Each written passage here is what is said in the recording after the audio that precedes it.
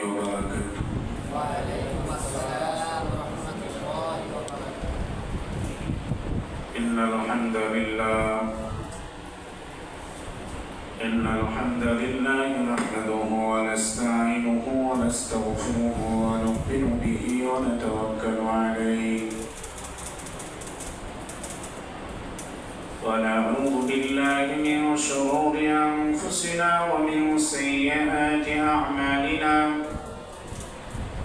من يهدي الله فلا مضل له ومن يضلله فلا هادي له ونشهد أن لا إله إلا الله وحده لا شريك له ونشهد أن سيدنا وسندنا وحبيبنا وطبيب قلوبنا وربنا ومولانا محمدا عبده ورسوله فأعوذ بالله من الشيطان الرجيم بسم الله الرحمن الرحيم هو الذي خلق السماوات والأرض في 6 أيام وكان عرشه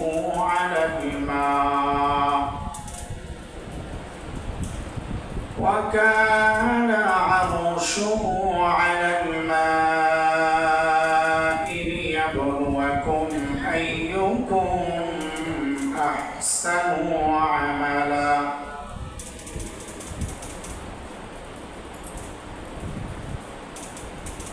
إلى آخر الآية. قال الله تعالى في الآية الأخرى من عمل صالحا من ذكر أو أنثى وهو مؤمن فلنحيينه حياة طيبة إلى آخر الآية. قال الله تعالى في الآية الأخرى الذي خلق الموت والحياة ليبلوكم أيكم أحسن عملا وهو العزيز الغفور. قال رسول الله صلى الله عليه وسلم الدنيا خلقت لكم وأنتم خلقتم للآخرة. بارك الله لنا ولكم في القرآن العظيم ونفعنا وإياكم بالآيات والذكر الحكيم. إن الله وملائكته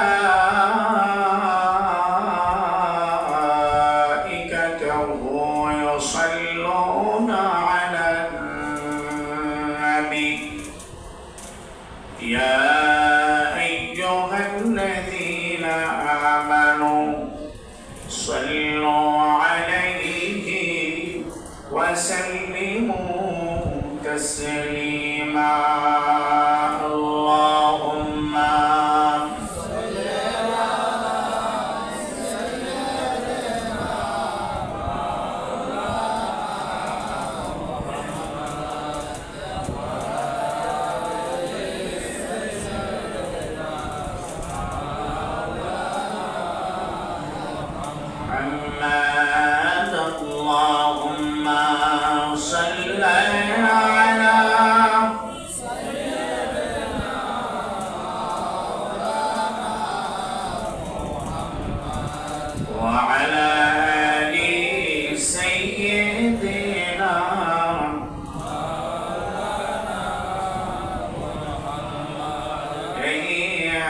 الصبا مسافر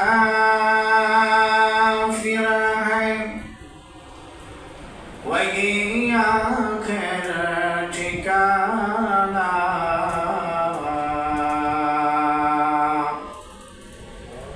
कोई आगे रवाना है कोई पीछे रवाना अल्लाहुम्मा सल्ली अला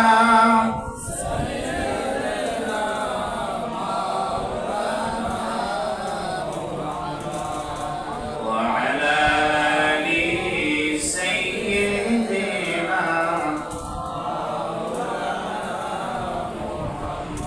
بلغ العلا بكماله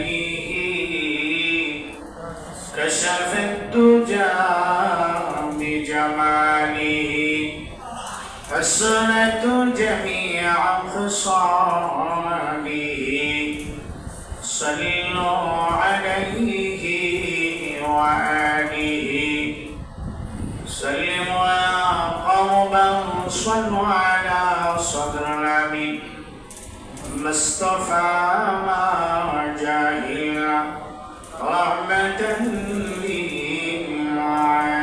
للعالمين لا إله إلا الله لا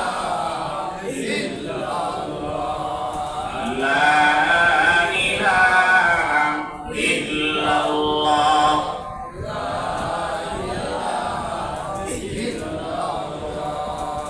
لا إله إلا الله لا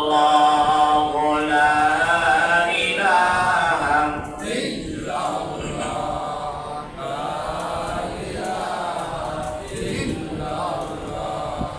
لا إله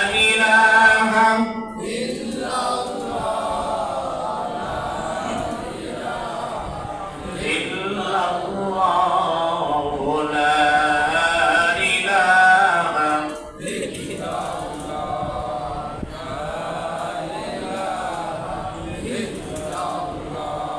لا إله لا إله إلا الله لا إله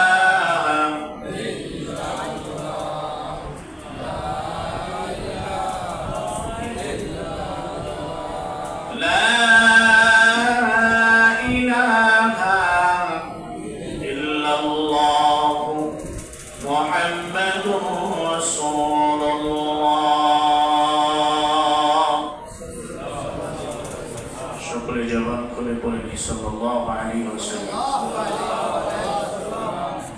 Allah subhanahu wa ta'ala দরবারে রাখবো শুকর আর সুজুদ যে আল্লাহ তাআলা আমাদেরকে মেহেরবানি করেন দয়া করে মায়া করে ইহসান করে আদর করে ভালোবেসে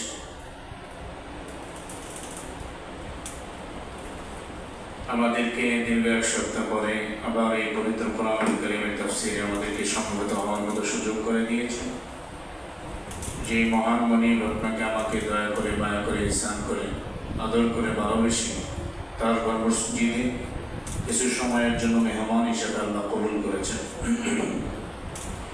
এবং পবিত্র কোরআনুল কারীমের তাফসীরে কোরআনের সান্নিধ্যে আমাদেরকে বসার তৌফিক দান করছেন যে মহান মনিব এই অত্র এলাকা থেকে হাজারো মানুষ থেকে বাছাই করে আপনাকে আমাকে নির্বাচিত করে তার কোরআনের জন্য আল্লাহ আপনাকে আমাকে বসাইছেন তারপর মসজিদে এই জন্য আপনি আমি অন্তরের স্থল থেকে অন্তরের সকল নিরবতাকে ভেদ করে আল্লাহকে রাজি আর খুশি করার নিয়তে সমাজে শরী তার এই শিখানো ভাষায় একবার কালিমাতে শুকর আদায় করে বলে আলহামদুলিল্লাহ।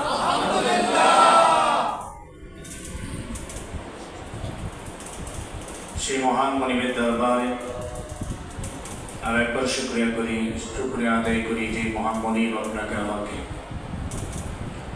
বিশ্ব নবী আকায়ে নামদার তাজদারে মদিনা আহমদ মুস্তাফা সৈয়দুল কাউনাইন খাতামুন নবিয়্যিন নূর নবীজি হযরত মুহাম্মদ রাসূলুল্লাহ সাল্লাল্লাহু আলাইহি ওয়াসাল্লামের উম্মত হিসেবে কবুল করেছেন। এজন্য আরেকবার শুকরিয়া আদায় করি বলে আলহামদুলিল্লাহ। আপনাকে আমাকে আল্লাহ তাআলা পারতেন ভিন্ন সময় ভিন্ন নবীর উম্মত বানায় দুনিয়াতে পাঠাই, কিন্তু আল্লাহ পাক সেই সকল নবীদের উম্মত না বানায় শ্রেষ্ঠ নবী আখেরি নবী নূর নবী মুহাম্মদ রাসূলুল্লাহ সাল্লাল্লাহু আলাইহি ওয়াসাল্লামের উম্মত বানায় শ্রেষ্ঠ কোরআন দিয়ে দুনিয়াতে আপনাকে আমাকে পাঠিয়েছেন। এই জন্য অন্তর স্থল থেকে আরেকবার শুকরিয়া জ্ঞাপন করে বলে আলহামদুলিল্লাহ।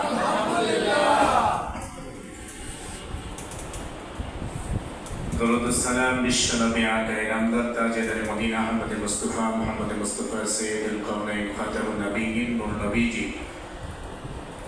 প্রভু এবং সাহাবা আজমাইন তাবিঈন আইম্মা মুস্তাহিদিন সালিহিন সকলের উপর যে আল্লাহ পাক আপনাকে আমাকে কোরআনের তাফসীরে বসার তৌফিক দান করছেন, আপনি আমি বসতে পেরেছি, এই জন্য আপনি আমি খুশি নেবে যান। পবিত্র কালামুল্লাহ হচ্ছে আল্লাহর কালাম। কার কালাম? কালামটা কার? কে নাজিল করেছে? কথা বলে, কে নাজিল করেছে? আল্লাহ রাব্বুল আলামিন এই পবিত্র কালামুল্লাহ আপনাকে এই সারা পৃথিবীর মানুষের জন্য আল্লাহ নাজিল করে দিয়েছে। এই কোরআনে কারীম যে আল্লাহ তাআলা নাজিল করেছেন, এই পবিত্র কোরআনুল কারীমের ৬৬৬৬টা আয়াতে কারিমা। কয়টা? ৬৬৬০। অনেকের অভিমত অনুযায়ী ৬৫০০। ৬৫০০। তো আল্লাহ পাক এই ৬৫০০ আয়াতে কারিমা আল্লাহ নাজিল করেছে। আল্লাহ পাক কি করেছে? নাজিল করেছে। এই ৬৬৬৬টা বলেন, অভিমত অনুযায়ী ৫০০টা বলেন। আজ সূরাতুল হুদের ৭ নম্বর আয়াতে কারিমা আপনাদের খিদমতে তেলাওয়াত করেছি। এই আয়াতকে সামনে রেখে আরো দুইখানা হাদিস নবী আলাইহিস সালাতু ওয়াস সালামের লক্ষ লক্ষ হাদিসের ভান্ডার থেকে একখানা হাদিস আপনাদের খিদমতে তেলাওয়াত করেছি। আল্লাহ পাক এই আয়াতকে এবং হাদিসকে সামনে রেখে কিছু কথা আমলের নিয়তে, শোনার নিয়তে, বোঝার নিয়তে আল্লাহ পাক আমাদেরকে শোনার তৌফিক দান করেন। আমিন। আল্লাহ রাব্বুল আলামিন আজকে যে পঠিত যে আয়াতটা আমি তেলাওয়াত করেছি, এটা মূলত হচ্ছে আল্লাহ তাআলার কুদরত সম্পর্কে। কি সম্পর্কে? এই বিষয়টাকে বোঝার আগে কিছু বিষয় বুঝে নিতে হবে। বিষয়টা বোঝার আগে যে বিষয়গুলো খুব জরুরি, না হলে বিষয়বস্তুটা বুঝে আসবে না। আল্লাহ রাব্বুল আলামিন ৬৬০০ বা ৫০০ যে আয়াতে কারিমা নাজিল করেছেন, এর ভিতরে আল্লাহ পাক ৫০০ আয়াতে কারিমা আল্লাহ তাআলা বিধিবিধান নাজিল করেছেন। সুবহানাল্লাহ। কত আয়াত? গুরুত্বপূর্ণ একটি বিষয়। কত আয়াত?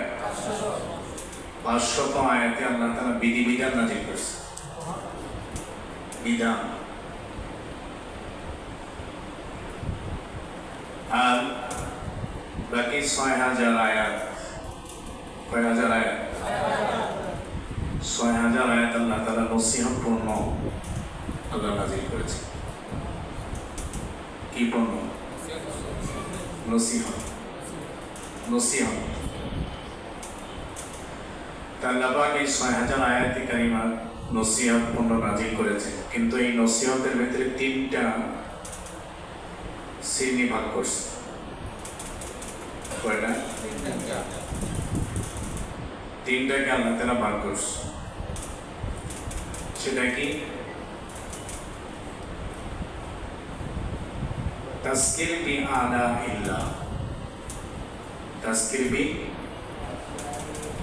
আলা ইল্লাহ। তাজকির বি আইয়ামিল্লাহ।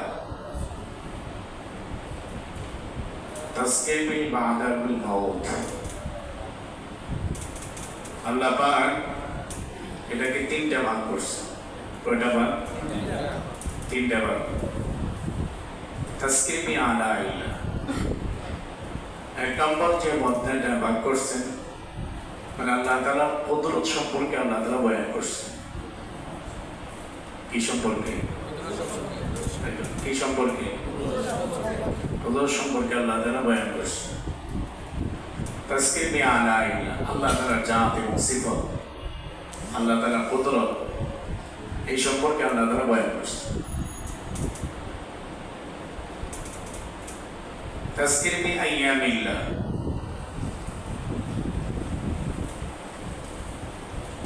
আর বয়ান করছেন আল্লাহ সুবহানাহু ওয়া তাআলার ইতিহাস। 3 নম্বর আল্লাহ তাআলা বয়ান করছেন বা'দাল বিল মাউত, মৃত্যুর পরে কি হবে। এখন আপনি আমি যদি এই তিনটাকে ভাগ করি, কি করি? কি করি? তাহলে এই ৬০০০ আয়াতকে যদি আমরা 3 ভাগ করি তাহলে কয় হাজার করে বলে? কয় হাজার? ২০০০। তাহলে ২০০০ হচ্ছে আল্লাহ তাআলার জাত ও সিফত ও কুদরতের ব্যাপারে আল্লাহ বয়ান করছেন, সুবহানাল্লাহ। আর ২০০০ আল্লাহ তাআলা ইতিহাস সম্মিলিত কোরআন, বিজ্ঞান, ইতিহাস, ভূগোল, দর্শন,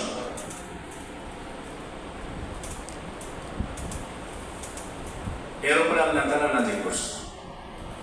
আর একটা বিষয় হচ্ছে কোরআন আছে রাজনীতি, সুবহানাল্লাহ। কি ভয় পাইতেছেন? রাজনীতির কথা বললে অনেকের গরম। সবাই রাজনীতি করতে পারে, হুজুররা করতে পারে। হুজুররা মানে এই যুগের মানুষ না, এরা ফেরেশতা। এরা কি? এরা কি? হুজুররা যে দিকটা যাবে এদিকটাই খালি দোষ, দোষের আর শেষ নেই।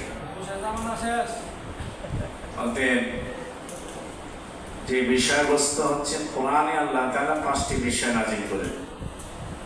কোরআনে রাজনীতি আছে, ইতিহাস আছে, ভূগোল আছে, বিজ্ঞান আছে, দর্শন আছে। সুবহানাল্লাহ। আস্তে করি সুবহানাল্লাহ। তাইলে আল্লাহ তাআলা কুদরত সম্বলিত বিষয় আল্লাহ তাআলা ২০০০ আয়াতে কারিমা নাযিল করছেন। কয় হাজার আয়াত? ২০০০। আর ২০০০ আয়াত আল্লাহ তাআলা ইতিহাস, আর ২০০০ আল্লাহ তাআলা আয়াতে নাযিল করেছেন মৃত্যুর পরে কি হবে না হবে এই বিষয়। কিন্তু আল্লাহ সুবহানাহু ওয়া তাআলা এই আয়াতে কারিমা তার একটা পরিচয় পেশ করেছেন, কুদরত। সেই কুদরত সম্মিলিত আয়াতে কারিমা আমি আপনাদের খিদমতে তেলাওয়াত করেছি, বলেন সুবহানাল্লাহ। কুদরত সম্পর্কিত যে আয়াতে কারিমা তেলাওয়াত করেছে আল্লাহ তাআলা কুদরত সম্পর্কে, আল্লাহ রাব্বুল আলামিন আয়াতে কারিমায় কি বলে শুনি, তারপরে সামনের দিকে অগ্রসর হই। والذي خلق السماوات والأرض في 6 أيام وكان عرشه على الماء। আল্লাহ পাক বলেন আমি সৃষ্টি করেছি আসমান এবং জমিন, বলেন সুবহানাল্লাহ। কে সৃষ্টি করছেন? আল্লাহ। এই সৃষ্টি এটা কুদরত। আসমান জমিন সৃষ্টি করছেন, এটা আল্লাহ তাআলার কুদরত। এটা কি? আসমান সৃষ্টি করছেন, জমিন সৃষ্টি করছেন ফি 6 আইয়াম, 6 দিনে, বলেন সুবহানাল্লাহ। কয় দিনে?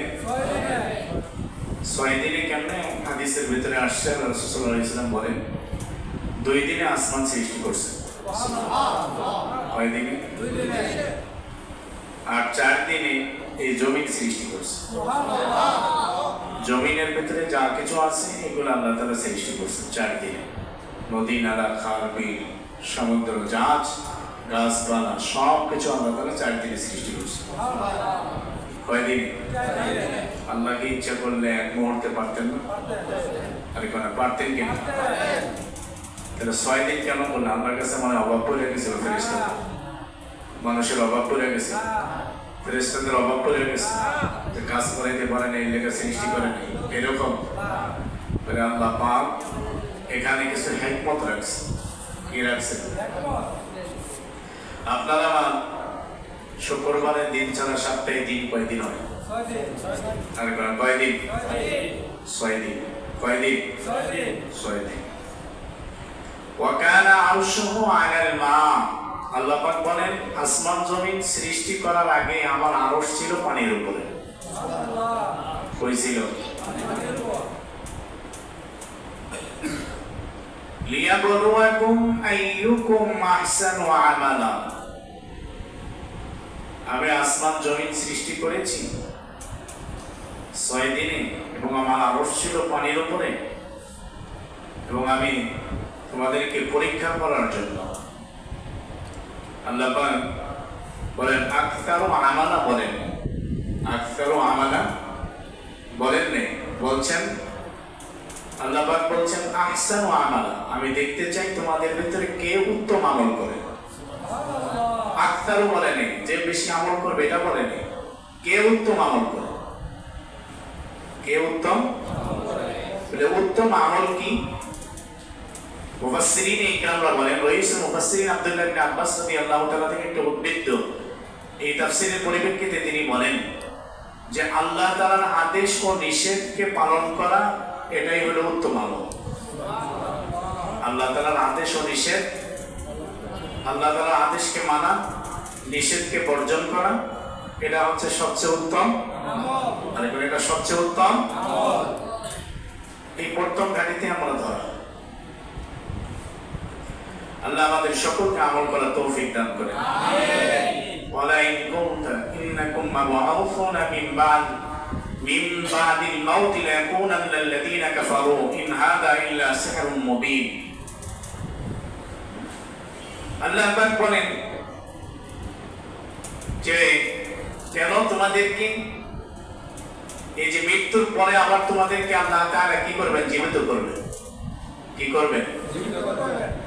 তদানীত তো কাফেররা বলতেন আবার আল্লাহ আমাদেরকে মরে গেলেই তো শেষ, আমাদেরকে পাইব কই, আবার জীবিত করব, আবার কি জীবিত করবে। কাফেররাও অস্বীকার করত হাদা ইল্লা সিহরুম মুবিন, এবং তারা বলতো এগুলো সম্পূর্ণ আর জাদু। এগুলো কি? জাদু। আল্লাহ রাব্বুল আলামিন এই পরিপ্রেক্ষিতে আয়াতে কারিমে কি জবাব দেন? দেখেন কত সুন্দর এবং চমৎকার ভাবে আল্লাহ তাআলা উপস্থাপন করেছেন। বলেন না সুবহানাল্লাহ। দুনিয়ার মানুষ একটা বিষয় যদি উপস্থাপন করে সাবলীল ভাষায়, সুন্দর ভাষায়, এটা যদি মানুষের মনকে জয় করতে পারে, আল্লাহ তারই সৃষ্টি, বান্দা তারই সৃষ্টি, সে যদি কথা বলে সুন্দর ভাষায় মানুষের হৃদয় কেড়ে নিতে পারে, কিন্তু যে আল্লাহ তাআলা এত সুন্দর চমৎকার করে কোরআনে কারীম নাযিল করলেন, সেই আল্লাহ তাআলা মানুষের হৃদয় কেড়ে নেন আরো আগে। কি বলেন ঠিক কিনা? কোরআনে কারীমের তেলাওয়াত এমন এক জিনিস, তেলাওয়াত করলে তার দিলকে চুম্বকের মতো আকর্ষণ করে। তার দিলকে কিসের মতো আকর্ষণ করে? তো আল্লাহ রাব্বুল আলামিন বলেন ওয়াহুয়াল্লাযী খালাকাস সামাওয়াতি ওয়াল আরদ, আমি আসমান সৃষ্টি করেছি। বলেন সুবহানাল্লাহ। এই পরিপ্রেক্ষিতে আল্লাহ তাআলা নুন ওয়াল কলম ওমা ইয়াসতুরুন, এই আয়াতে কারিমার ভিতরে আল্লাহ তাআলা বলেন এই পৃথিবীকে আল্লাহ তাআলা সৃষ্টি করার পরে 7 আসমান আর জমিন, এই জমিন থেকে নিয়ে আসমানের দূরত্ব 500 বছরের রাস্তা। কত বছর? কত বছর? এটা কি দুনিয়ার না আখিরাতের? আরে কোন জায়গায়? 500 বছরের রাস্তা এমনি করে বুঝবেন না। ক্যালকুলেশনের যুগ, বিজ্ঞান যুগ, যেহেতু আমরা অত্যাধুনিক, আমরা অনেকেই বলি তুই তো সেই আগের যুগেরই রয়ে গেছো, একটু আপডেট হ। আমি দেখি যে আপডেট হয়েছে সে মরছে, সে কি মরছে, আর যে আগের যুগে আছে সেই ভালো আছে, সে কি। তো আল্লাহ রাব্বুল আলামিন ক্যালকুলেশন হিসেবে যদি আপনাদেরকে বোঝাই, এই দুনিয়া থেকে নিয়ে আসমান দূরত্ব হচ্ছে 13,30,00,000 মাইল দূরত্ব। কত? এই দুনিয়ার জমিন থেকে নিয়ে 13,30,00,000 মাইল। আল্লামা ইমাম গজ্জালী রাহমাতুল্লাহ আলাইহি তার কিতাবের ভিতরে তিনি লিখছেন যে এই দুনিয়া থেকে আসমানের দূরত্ব হলো 13,30,00,000 মাইল। সুবহানাল্লাহ। এই তো সুবহানাল্লাহ কইতে না। রাগ করে রয়েছে নাকি? আল্লাহ পাক বলেন, আমার কুদরত সম্পর্কে, কুদরত বুঝার পরে যে সুবহানাল্লাহ বলে, আমি আল্লাহ তাআলা কুদরত শোনার পরে সুবহানাল্লাহ বলে, এই জমিন থেকে নিয়ে আসমান 13,30,00,000 মাইল, এই খালি জায়গাটা আবেগ ভরা কণ্ঠ নিয়ে সুবহানাল্লাহ বললে, আমি আল্লাহ তাআলা এই দুনিয়ার খালি জায়গাটা সব দিয়ে করে দিই। আল্লাহ তাআলা কুদরত, আল্লাহ তাআলা কি কুদরত, সাত আসমান। এই আসমানটা আবার পুর মোটা 500 বছরের রাস্তা। এই জমিন থেকে আসমান যত দূর, এই আসমানের মোটাও আরেকটা 500 বছরের রাস্তা। এই যে আল্লাহ তাআলা আসমান, বিজ্ঞান বলে এটা হলো শূন্য স্থানের নাম হলো আসমান, কিন্তু কোরআন বলে না, একটা পদার্থ দিয়ে আল্লাহ তৈরি করেছেন, সৃষ্টি করেছেন, এর নামে হলো আসমান। আল্লাহ তাআলা যে আসমান সৃষ্টি করেছেন, এই 7 তবক আসমান আর জমিনকে আল্লাহ তাআলা সৃষ্টি করে একটা গাভীর পিঠে রেখে দিয়েছে। আস্তে কইন সুবহানাল্লাহ। এলাকা পুরুষ মানুষের কন্ডম মহিলারা শুনলে গুনাহ হইব। এর হইলো উল্টা, পুরুষরা কয় এখন আসতে বিলের বাচ্চা মেয় মেয়, ঘরেরটা একেবারে যখন কথা কয় এগুলো বাঘের চেয়েও বেশি গর্জন দেয়। ঠিক না? ঠিক না? আজকে ঘরে ঝগড়া লাগে দেখবেন, পুরুষ বেটায় কথা কয় আস্তে আস্তে, কিন্তু ঘরে থেকে যে কুদানি মারে, বাইরের পুরুষটাও শুনে আরেকটা পাপ পেল। কিন্তু মহিলাদের আওয়াজ পুরুষরা শুনলে গুনাহ, আর পুরুষরা আল্লাহ সম্মিলিত সম্পর্কে যে ব্যক্তি সুবহানাল্লাহ বলে, আলহামদুলিল্লাহ বলে, হাদিসের ভিতরে আসছে নবী আলাইহিস সালাতু ওয়াস সালাম বলেন যে একজন ফেরেশতা আছে যে জমিনের ভিতরে সুবহানাল্লাহ আলহামদুলিল্লাহ বলে, এই ব্যক্তিকে আল্লাহ তাআলা maaf করে দেন। সুবহানাল্লাহ। কেমনে? হাদিস দ্বারা প্রমাণিত। কি দ্বারা প্রমাণিত? হাদিস দ্বারা। আরেকজন কি দ্বারা? হাদিস দ্বারা। যে বান্দা সুবহানাল্লাহ আলহামদুলিল্লাহ বলে, এই বান্দার সবগুলো নিয়ে ফেরেশতা আরশ আজিমের দিকে যাইতে থাকে। সুবহানাল্লাহ। কোন দিকে যায়? আরেকজন কোন দিকে? বান্দার নেক আমল আকাশে ওঠে। বান্দার নেক আমল তো ফেরেশতা আকাশের দিকে যায়, আর আসমান থেকে আরেক ফেরেশতা নাজিল হয়। আপনি আমি যদি প্রতিমধ্যে বড় একটা সফর হয়, রাস্তার মাঝখানে কারো পাই না, যদি হঠাৎ করে দেখি ওই দিক থেকে একজন লোক আসে, কথা না কইতে চাইলেও কিন্তু কথা কয়, ঠিক না? এখন এই জমিনের ফেরেশতা আকাশের দিকে যায়, দেখে একজন ফেরেশতা নামে, তাকে জিজ্ঞাসা করে কি ব্যাপার, কোথায় যাও ভাই? আরে জমিনে যাই। কি লেখা? শাপলানগর জামে মসজিদে অমুক এলাকা অমুক জায়গায় অমুকের সন্তান বাপ দাদার নাম সহ পেশ করে, বলে সেই সন্তান ওখানে বসা, অমুক বান্দা নাম নিয়ে বলে, এখানে আমরা যারা আছি সকলের নাম নিয়ে ফেরেশতা বলে যে সে ওখানে বৈশা সুবহানাল্লাহ আলহামদুলিল্লাহ বলছে, এই বলার নেকিটা নিয়ে আমি আল্লাহ তাআলার কাছে আরশ আজিমে যাই। এখন তাই নাকি বেনা? তুমি কই যাও? ফেরেশতা বলে, আরে শোনো, যে বান্দাগুলোর নেকি নিয়ে আকাশে যাচ্ছ, ওই বান্দাগুলাকে আল্লাহ মাফ করে দিয়েছে, এই মাপের ঘোষণাটা নিয়ে আমি জমিনে যাই। মাপের ঘোষণা নিয়ে কই যায়? তাইলে কি মসজিদে দেখে সুবহানাল্লাহ আলহামদুলিল্লাহ বললে মনে হয় লসে আছে? মনে হয়তো। আর একবার সুবহানাল্লাহ যদি বললে দোকানে 1 লাখ টাকা পাওয়া যেত, তাহলে দেখতেন যে হুজুর তো সিরিয়াল থেকে যেত। সুবহানাল্লাহ আলহামদুলিল্লাহ, আল্লাহ তাআলার কুদরত। আল্লাহ রাব্বুল আলামিন ডাক দিয়ে বলেন, ফেরেশতা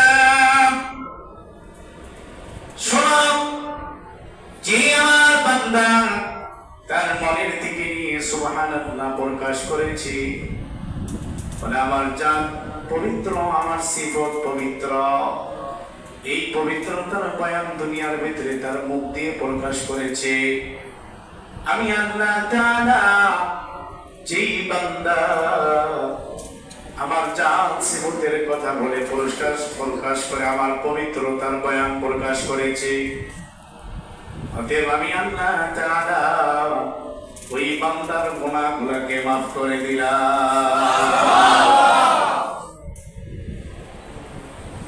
আমার একটা হাদিস, কি হাদিস? কারণ এই কথা কইলে আমার অনেকে কয় কি যে হুজুরে আবার তাবলীগের বয়ান করে। খোসা দেওয়ার মানুষের কি নাই? আরে কোনে কি নাই? এটা কি তাবলীগ জামাতের বয়ান? আল্লাহ রাসূল বলেন, যে ব্যক্তি একবার সুবহানাল্লাহ বলে জান্নাতে একটা গাছ লেগে যায়। জান্নাতে কি লাগে? আরে কোনে কি লাগে? বাড়ির আশপাশে গাছ লাগালে পরিবেশটা ভালো না খারাপ? এরকম পরিবেশ সবাই পছন্দ করে কি করে না?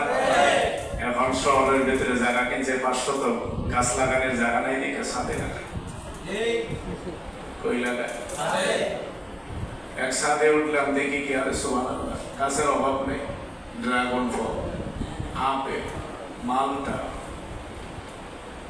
ভাই কেউ জায়গা নেই, কি আর করবো, এখানে এসে একটু রাত্রেবেলায় বিবি আর আমি বসি, বিবি আর আমি আরে বিবি আর আমি বসি।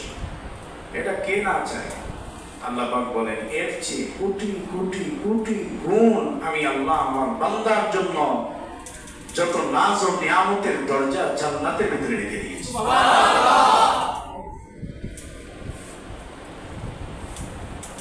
বলে এটা তো হলো বাড়ির সাজসজ্জা। দুনিয়া জান্নাতের থেকে এক ভাগের কে আবার 100 ভাগ করলে এর কিছু না, কিন্তু জান্নাতে আল্লাহ পাক 99% রেখে দিয়েছে। সেই সৌন্দর্য কত হবে? সৌন্দর্য আল্লাহ রাব্বুল আলামিন বলেন, বান্দা দুনিয়ার বাড়িতে বসবাস করা অবস্থায় তুমি যেরকম তোমার বাড়ির ছাদটাকে সুন্দর করে গাছ দিয়ে সাজাও, ফল ফ্রুটের গাছ দিয়ে ফুল দিয়ে সাজাও, মাঝখানে আবার একটা দোলনা আছে না নাই? বিবিরে কয়, তুমি তো আর আমি কয়দিন আর বাঁচো, একটু আনন্দ ফুর্তি করি, ঠিক না? এই আনন্দ ফুর্তিতে করলাম। আল্লাহ কয়, এটাতে তুমি দুনিয়াকে পছন্দ করো, এটা আমি আল্লাহ জানি। এই জন্য আমি আল্লাহ তোমার জন্য সাগরের পারে, সমুদ্রের পারে এরকম বাগান লাগায়া, বাগানের ভিতরে নিচ দিয়া পানির কলতান স্রোত যাবে, আর উপরে তুমি তুলনার ভিতরে স্বামী আর স্ত্রী দুইজন দোকানে থেকে আনন্দ অনুভব করবে। এটা আমি আল্লাহ পছন্দ করি, এই জন্য তোমার জান্নাতের ভিতরে আমি আল্লাহ সাজায় রেখে দিয়েছি।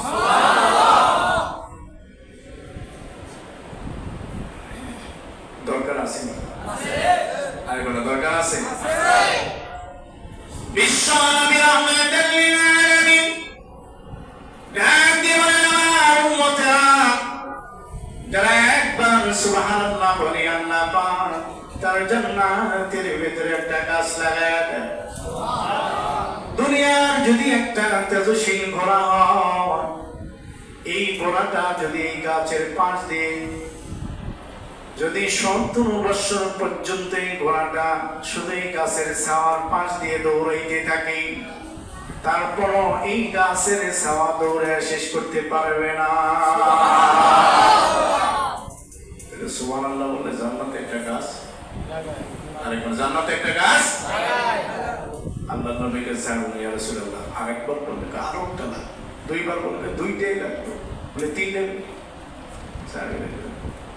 আর আপনারা যে জান্নাতে কয়টা? আল্লাহ বলছেন এই দুনিয়ার সমান 10 দুনিয়া একজনকে আল্লাহ জান্নাত দিয়ে দেবে। আল্লাহর কাছে মনে অভাব আছে? আমেরিকা থেকে কিনতে হইব, লন্ডন আমেরিকা থেকে ভাড়া করতে হইব না, আল্লাহ জমিনের ভিতরে তারা থাকে। আল্লাহ এই 7 তবক আসমান আর জমি সাতবক আসমান, এই জমিনকে একখানি করে আল্লাহর এমন সৃষ্টি আছে এই পৃথিবীর বাহিরে, এই পৃথিবীর আরেকবার এই পৃথিবীর আল্লাহ রাব্বুল আলামিন বলেন এই পৃথিবীর বাহিরে এমন প্রাণী আছে যেই প্রাণীর কাছে এই সাতবক আসমান আর জমিন একটা মরির দানা, একটা প্রাণী কত বড়, এই প্রাণী যদি এত বড় হয় আমার আল্লাহ কত বড়।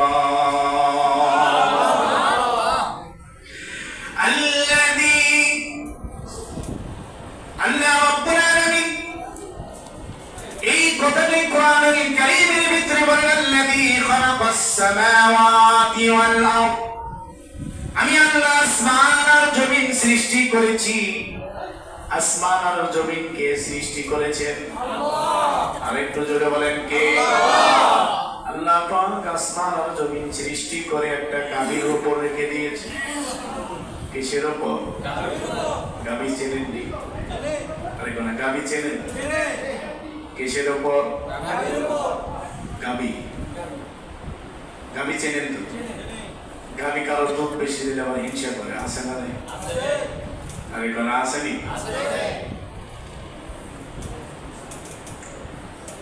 কোন দিকটা যাইতে হবে? যে দিকটা যে এই দিকটাই খালি হাদিস আয়। অনেকের সম্পদ বেশি দেখলে আরেকজনের লোভ লালসা লাগে, হিংসা আছে না নাই?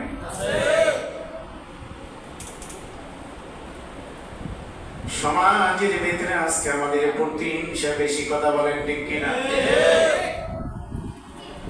যেহেতু গাভীর কথা বললাম, এই গাভী সম্পর্কে একটা হাদিস রাইসুল মুফাসসিরিন আব্দুল্লাহ ইবনে আব্বাস রাদিয়াল্লাহু তাআলা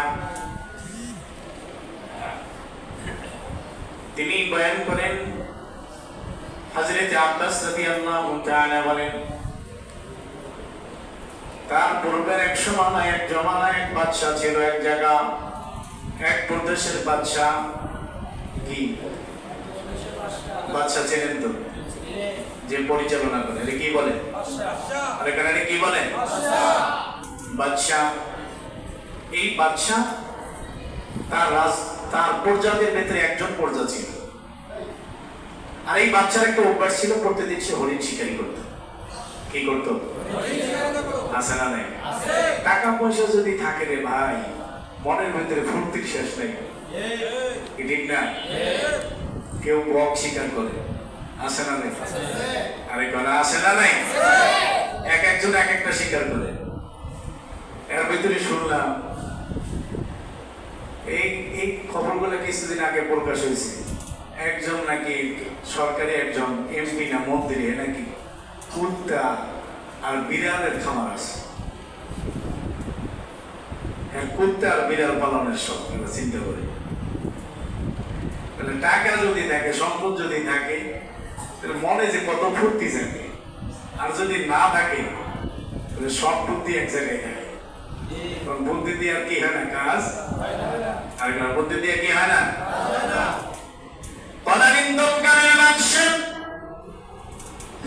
তার একটা অভ্যাস ছিল হরিণ শিকারি করা।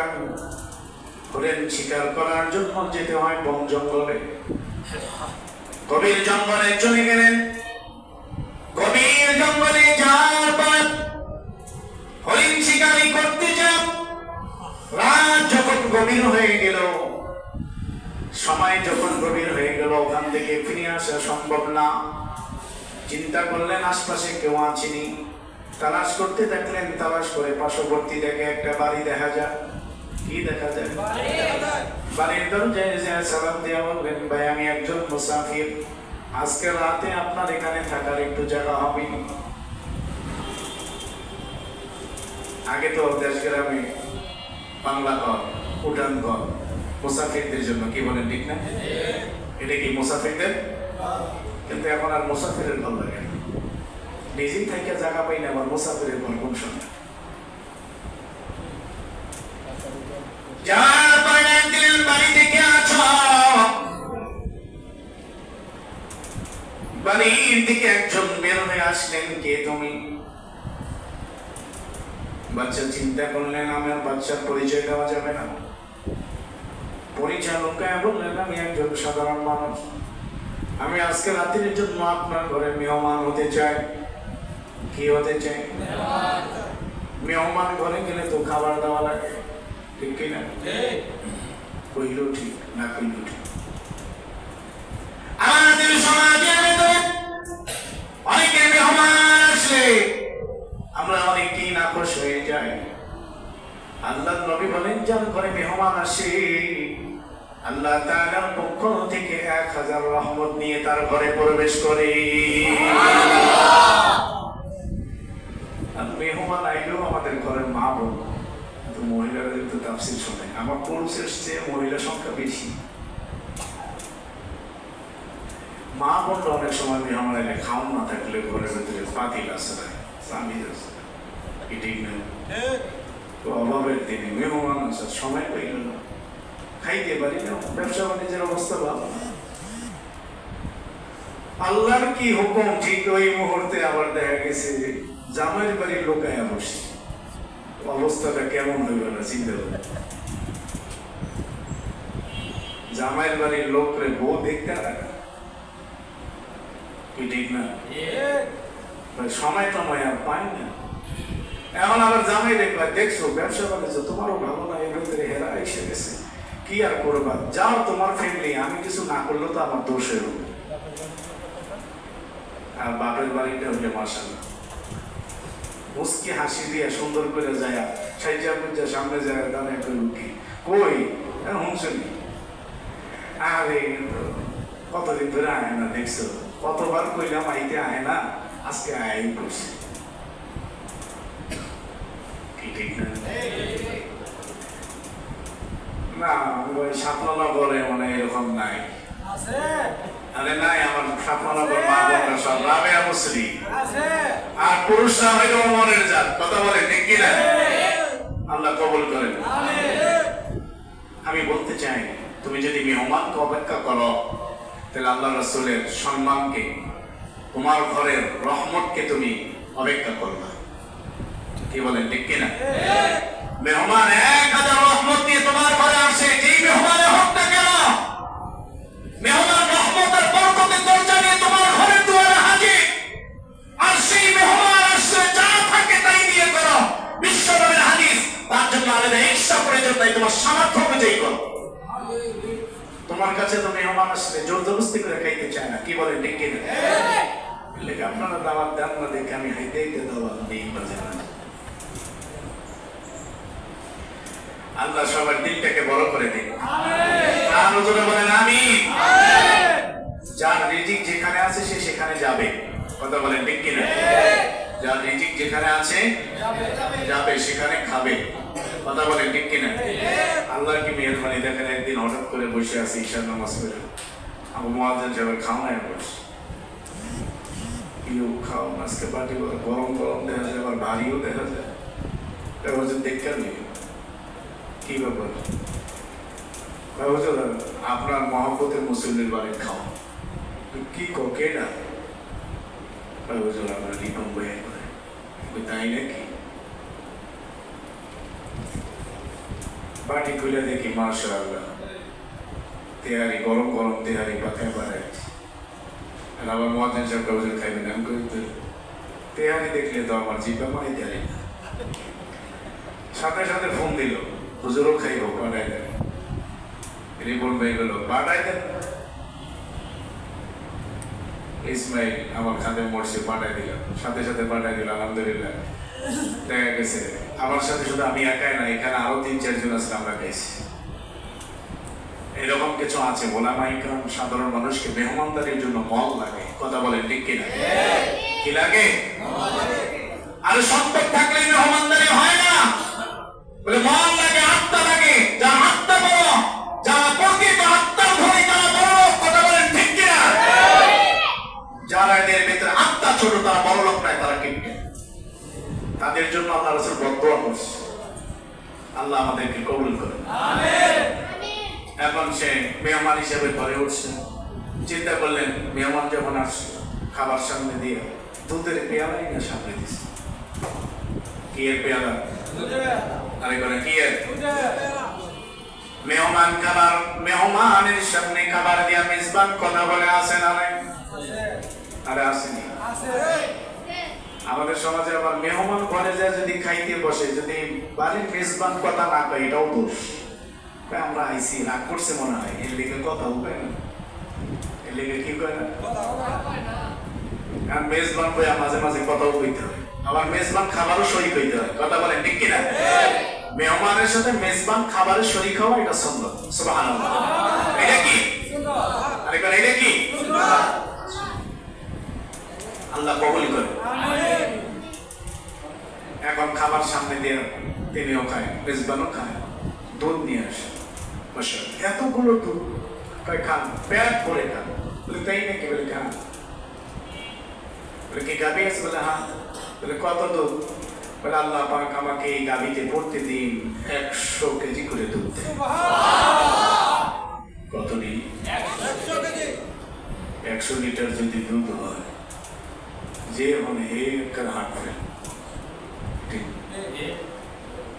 তাই নাকি? বাদশা চিন্তা করলেন, বাদশা কিন্তু লোভ লেগে গেল। কি লেগে গেল? আরে কি লেগে গেল? মনে মনে চিন্তা করলো, আচ্ছা যাক রাতটা পাবো, কালকে দেখা যায় কেমন দেখে যায়। রাত শেষে পরে দিন মেজবানের সাথে কথা কইতেছে, আর মেজবান দেখা এইটাই আমার গরু, সেই গরুর দুধ আপনাকে রাতের বেলা আমি খাওয়াইছি। একবার তো বাদশা তো আর হে জানে না যে বাদশা সাধারণ মানুষ, দোয়া টোয়া দিয়ে চলে গেছে। এখন আরেকদিন আসছে, চিন্তা করলেন এই যে লোভ লেগে রয়েছে, কিন্তু কথা ঠিক না? আমাদের ভিতরে টাকার লোভ, এটা মানানো যায় না, ঠিক না?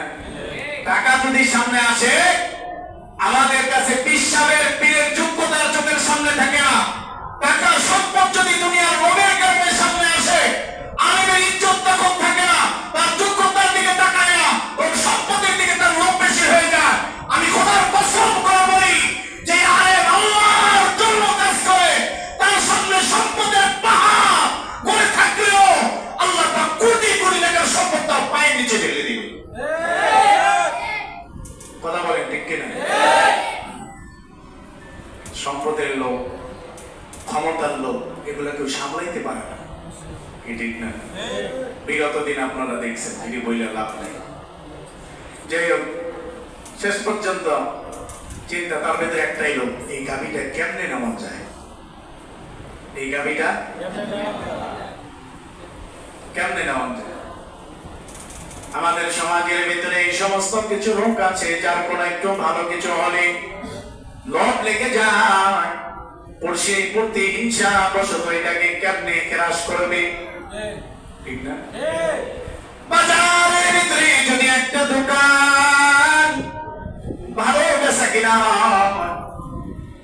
জমিদারের কাছে 2 লাখ অ্যাডভান্স আছে, আর একজন জায়গায় ধরে 10 লাখ দেবানি, দোকানটা আমারে দাও, 2 লাখ দিয়েছে, তোমার ভাড়া দেয় কত? 30, তাই আমি তোমার 10 লাখ দেবো, 50,000 টাকা দেখবা। জমিদারের লাগবে এই লোভে পড়িয়া কয় কি, ভাই দোকানটা তো আমার লাগতো, আমি একটা ব্যবসা করতাম, ঠিক না? এই তার মানুষত্ব, সততা কিসের কাছে হেরে গেল? লোভের কাছে, টাকার কাছে। কথা বলেন ঠিক কিনা?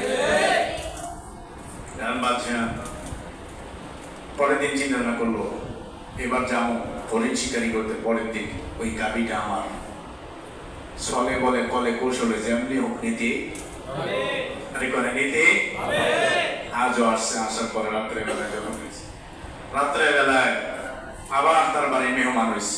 মেহমান হয়ে যখন গেছে, খাবার দাবার দিছে আমার সামনে। ওই দিনটা তো বড় পেয়ালায় দুধ আইনা দিছে, আর আজকে আইনা দিছে ছোট পেয়ালায়।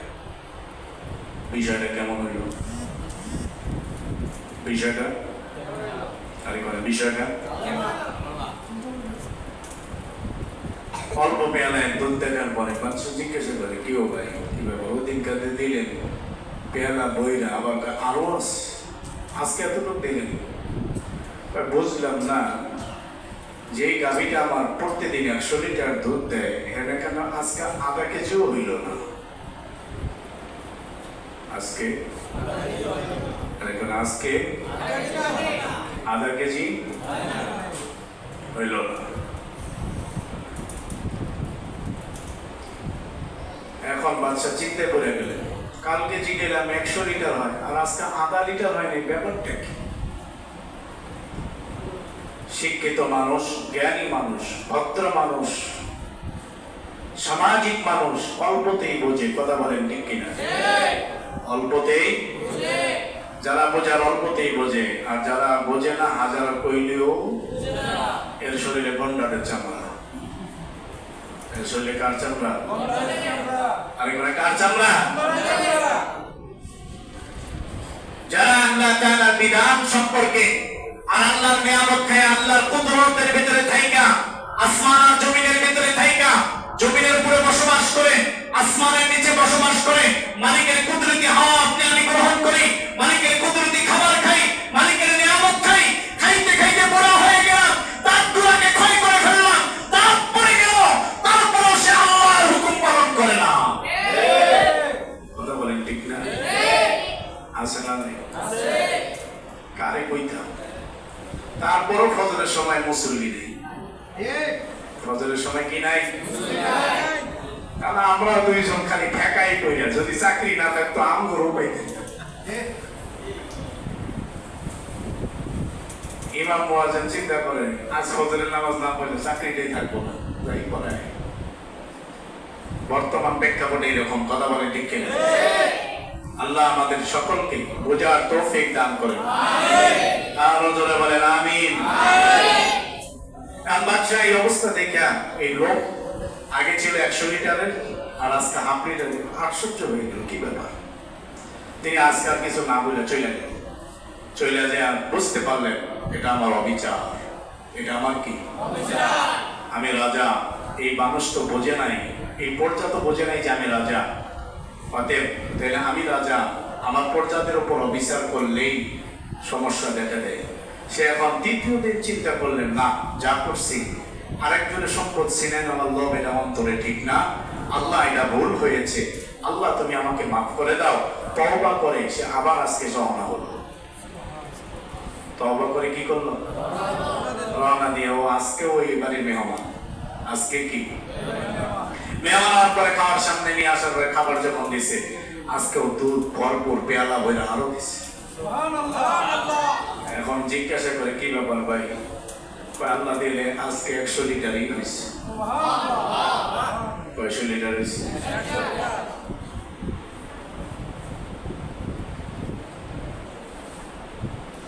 রাইসুল মুফাসসিরিন আব্দুল্লাহ ইবনে আব্বাস রাদিয়াল্লাহু তাআলা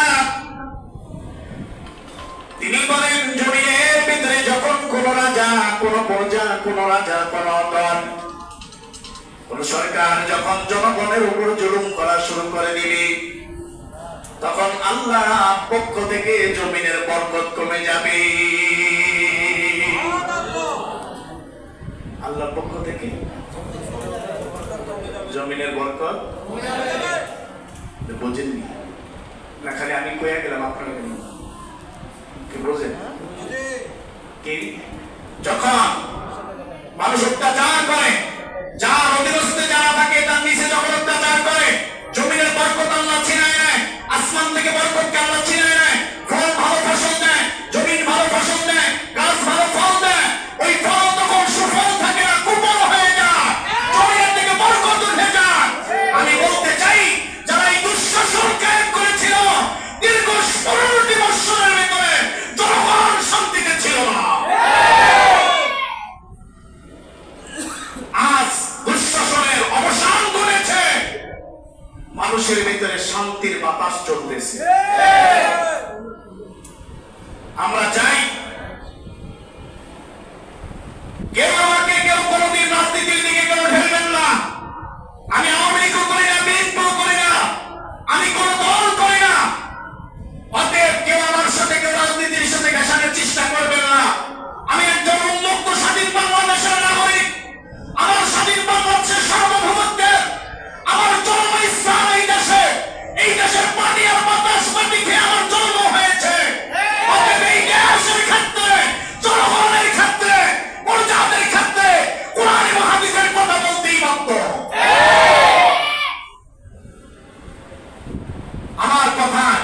কেউ রাজনীতিকের ঘেরান খুঁজবেন না। আমি বলি, এখনো বলি, আগে এবং পরে, বিগত দিন, এখন আমরা কোন দুর্নীতিকে দেখতে চাই না। কথা বলেন ঠিক কিনা? কোন স্বৈরাচারকে আমরা দেখতে চাই না।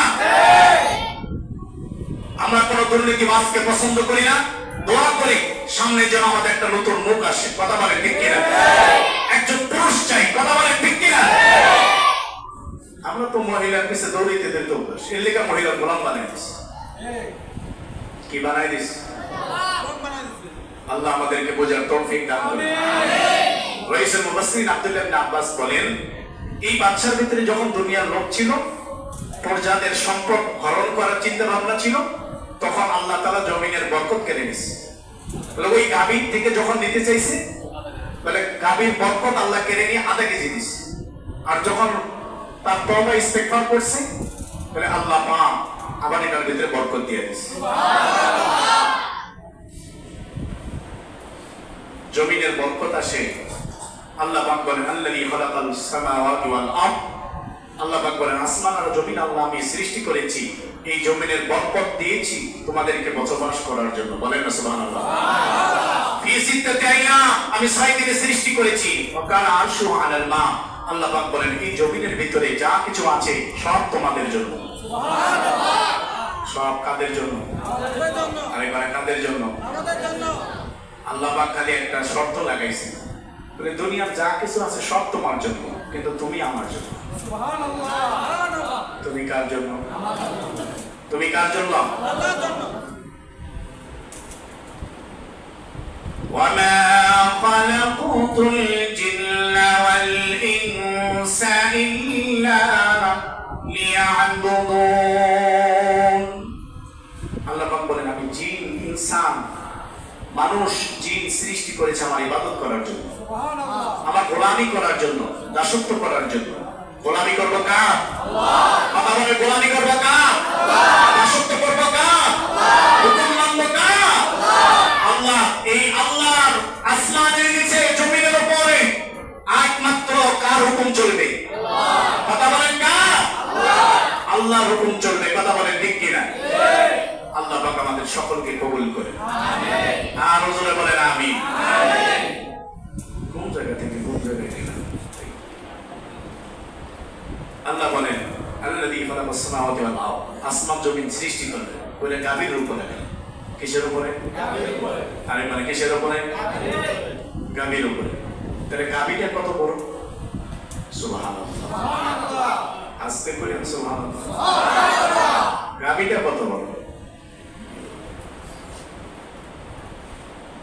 এই আরশু আলাল মা, আল্লাহর আরশ ছিল 8 জন ফেরেশতাদের কাঁধে।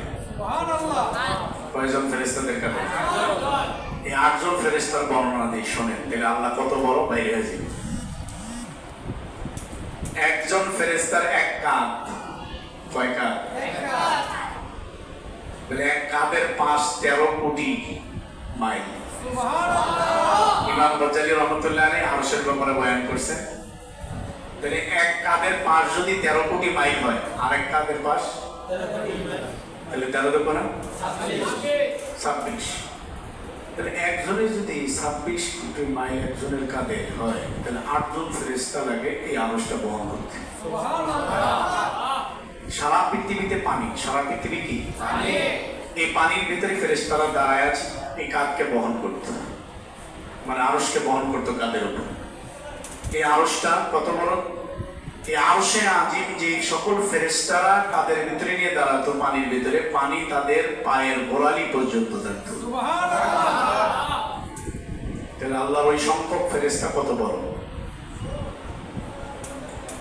এটি বাদ দিলাম। 4 জন ফেরেশতা আছে। কি কি নাম কম দিই? এতদিন ওয়াজ কইরা আপনার তো এইটা শিখাইতে পারলাম না, ওয়াজ তাফসীর করে। কয়জন? 4 জন ফেরেশতা শ্রেষ্ঠ? কয়জন? কি কি? জিবরাইল, ইসরাফিল, মিকাইল, আজরাইল। কারো লোকে দেখা হোক না, আজরাইলের লোকে দেখা হোক, ঠিক না? দুনিয়ায় কারোর সাথে আপনার সাক্ষাৎ করার অনেক ইচ্ছা আছে, এর লোকে নাও, কিন্তু আজরাইলের লোকে এটা লিখে রাখেন।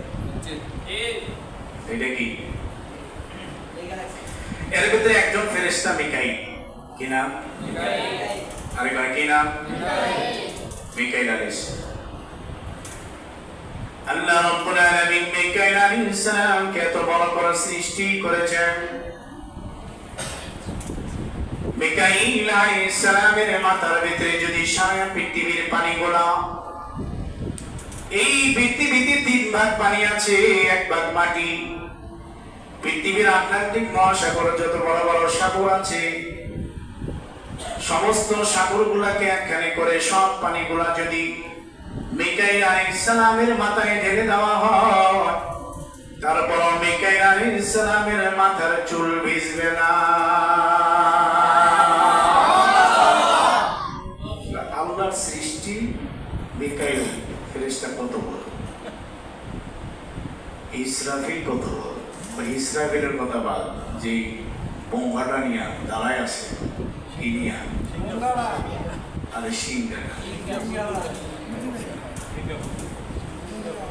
এটা নিয়ে এই পৃথিবীটা, আল্লাহ রাসূল বলেন এই পৃথিবীটা 7 বার যাবে আর আসবে। 7 তরফ আসমান জমিন যাবে আর আসবে। এই সিংহাটা কত বড়, আর সিংহা যে ধরে আছে এ কত বড়। আর সব কিছু মিলা যে গাভীটা আছে, গাভীটা কত বড়। বলে এই গাভীটা, আর শুধু গাভীটা বলে না, এই গাভীটার নিচে মুফাসসিরিন ইকরামরা বলেন এই গাভীটার নিচে একটা পাথর আছে। সুবহানাল্লাহ। কি আছে? আরে কোন কি আছে? পাথর পর্যন্ত। তাহলে এই গাভীটা দণ্ডায়মান হইতে গেলে পাথরটা কত বড় দরকার? কি গাভীটা যত বড়, গাভীটার উপর সারা পৃথিবী 7 তরফ আসমান জমিন আছে, কিন্তু গাভীটা যত বড়, গাভীটার চেয়ে আরো বড়, আরেকবার আরো বড়। আর এই পাথরটা আছে কিসের উপর? পাথরটা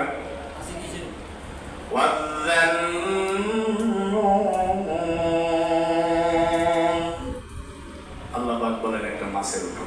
সুবহানাল্লাহ। বলছিলাম না সুবহানাল্লাহ, পাক কি করবেন? সুবহানাল্লাহ। এই পাথরটা কিসের উপর? মাছের উপর। মুফাসসিরিন ইকরাম এই মাছটা হলো সেই মাছ, যেই মাছটা নাকি হযরত ইউনূস আলাইহিস সালামকে বক্ষণ করেছিল। এই মাছ অনেকেই বলেন না না, মুফাসসিরিন ইকরামরা বলেন, আব্দুল্লাহ ইবনে রাইস মুফাসসিরিন আব্দুল্লাহ ইবনে আব্বাস রাদিয়াল্লাহু তাআলা তিনি বলেন এই মাছটা এটা কোন দুনিয়ার কোন মাছ না, যেই মাছের উপর পাথরটা আছে সেই মাছটা আল্লাহ কত বড় বানায় রেখেছে। আল্লাহ পাক এর উপর আদিষ্ট করেছেন এই জমিনকে। বলেন না সুবহানাল্লাহ। শুধু জমিনকে না, আসমানকে। তাহলে এই প্রাণী কত বড়। আল্লাহর কুদরত বলে শেষ করা যায় না। আল্লাহর কুদরত বলে শেষ করা যায় না। আল্লাহ বলেন এগুলা সৃষ্টি করার পর আসমান জমিন তোমাদেরকে উপকারার্থে সৃষ্টি করছে। ওকানা আরশুহু লিয়াবলুয়াকুম আইয়ুকুম আহসানু আমালা, যাতে করে তোমরা উত্তম আমল করো। বলেন না সুবহানাল্লাহ। কি আমল করো? উত্তম। আরে মানে কি আমল? উত্তম।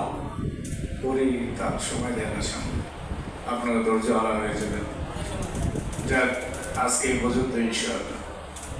আইয়ুকুম আহসানু আমালা, আল্লাহ যদি সুযোগ করে দেয় আগামী সপ্তাহে ইনশাআল্লাহ। আরে মানে ইনশাআল্লাহ। কয় না যে ইনশাআল্লাহ।